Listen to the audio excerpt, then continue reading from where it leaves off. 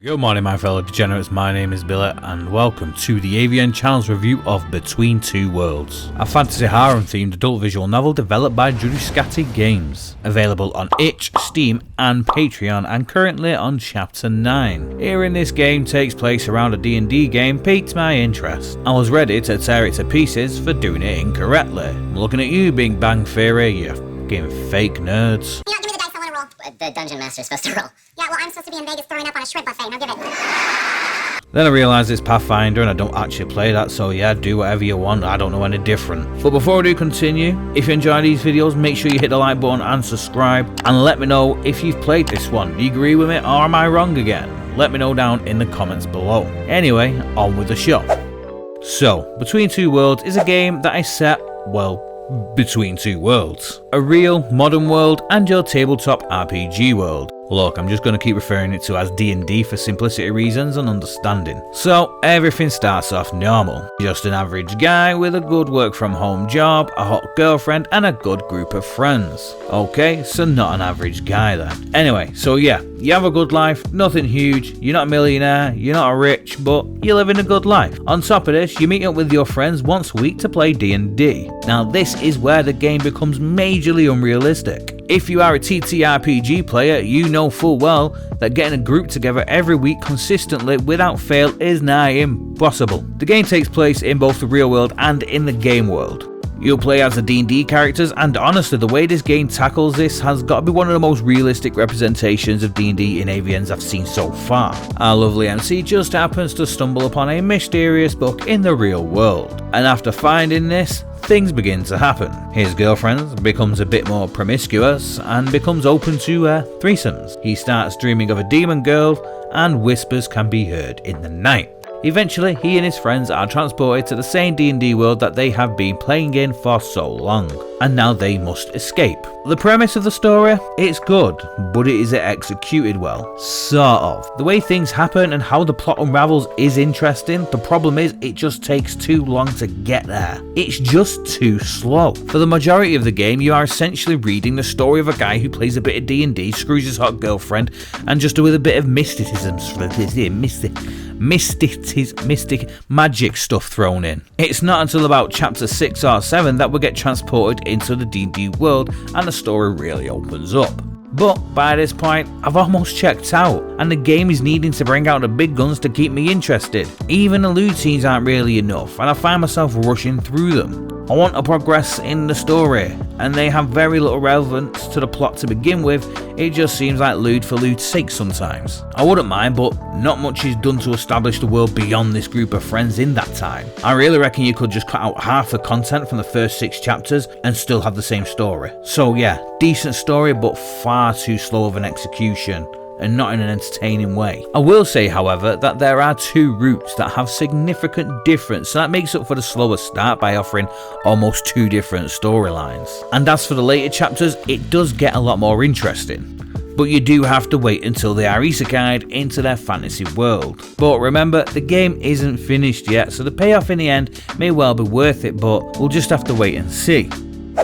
There are several main characters in Between Two Worlds, and beyond these, there aren't really many background characters. You do have the odd one that pop up, but disappear just as quickly as they appeared, and few who do make reappearances. But ultimately, it's all about the MC and his small group of friends. Unfortunately though, there isn't really much character development throughout the game, other than the girls becoming more adventurous in the loot department. Yeah, once you enter the D&D world, the team basically becomes their D&D characters and steps up to the job at hand, but beyond this, nothing much really changes within the game. The MC, as previously mentioned, is your average guy. Nothing too special about him as far as we can see. We choose his path, there's a more evil route or a good route depending on how you choose to play him. And as the story progresses, we learn he has some hidden abilities and he's more than meets the eye, but I won't go further into that due to worrying about leaking spoilers. Next up is Hannah. This is your girlfriend, and yes, this is an AVN where you start with a girlfriend. And it actually works. I know, right? Amazing. She's a hot redhead and her and the MC have a great relationship. As the game progresses, she can also go down the route of a harem, and she is actually the one who proposes it. But ultimately, despite being one of the main characters, we still don't get to know a whole lot about her, even in the really slow parts of the game, which should have been used to learn more about the characters.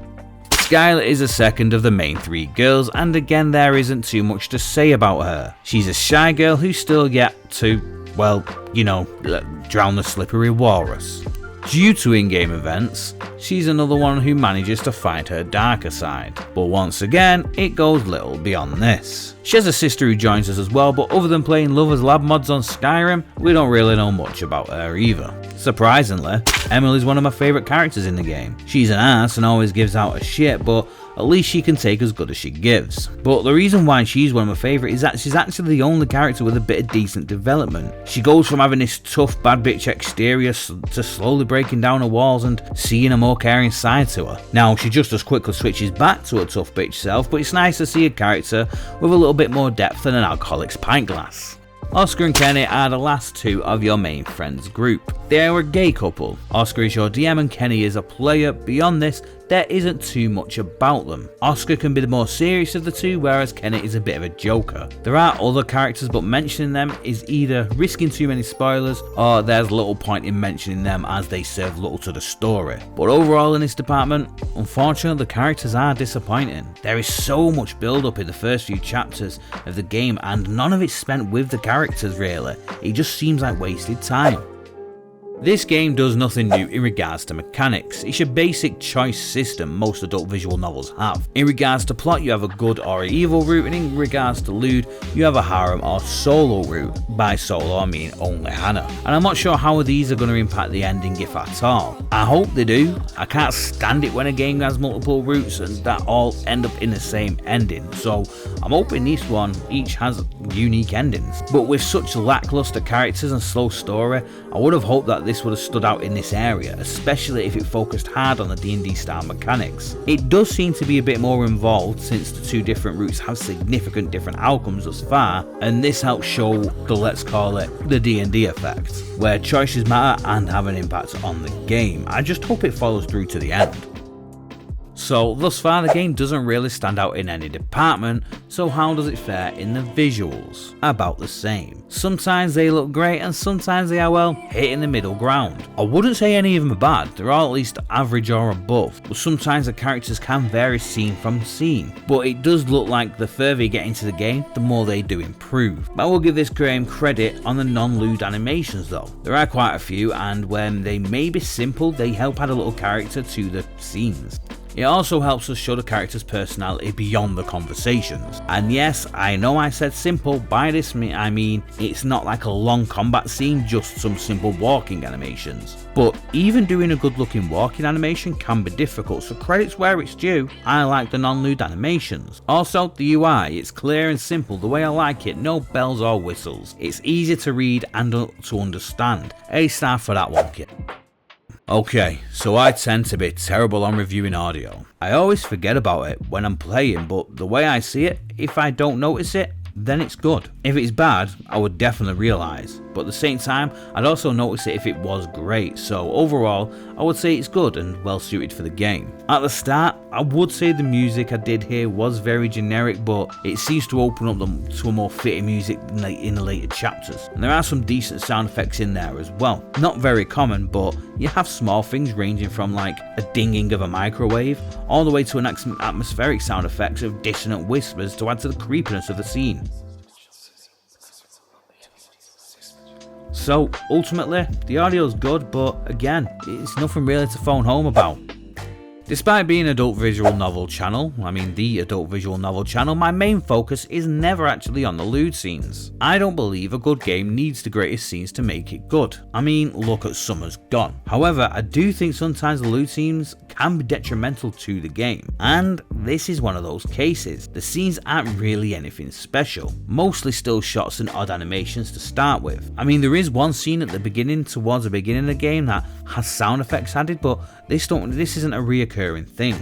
But since I already found the game a bit slow, I found myself speeding through these scenes and simply trying to get back to the story. At some point there are a few moments in the scenes that may be relevant to the plot, but other than this, you could remove these parts entirely and it would have little to no effect. But what do the scenes consist of? Well, there are two routes as mentioned, where there's a solo one with just you and Hannah, and a harem where you get more girls involved. But the actual scenes don't go too far beyond vanilla, so don't be expecting anything too wild, just standard stuff with the option of multiple girls. One final note I would like to add though in regards to the one-off fling kind of girls that you get in the game. They are of questionable stature, and honestly, I'm not really too comfortable with stuff like this, so be warned if you do feel the same as well. It's that time of the review where we choose the best girl. Now, this is a hard one simply because there isn't much to the characters, but if I had to choose one, it would be Hannah.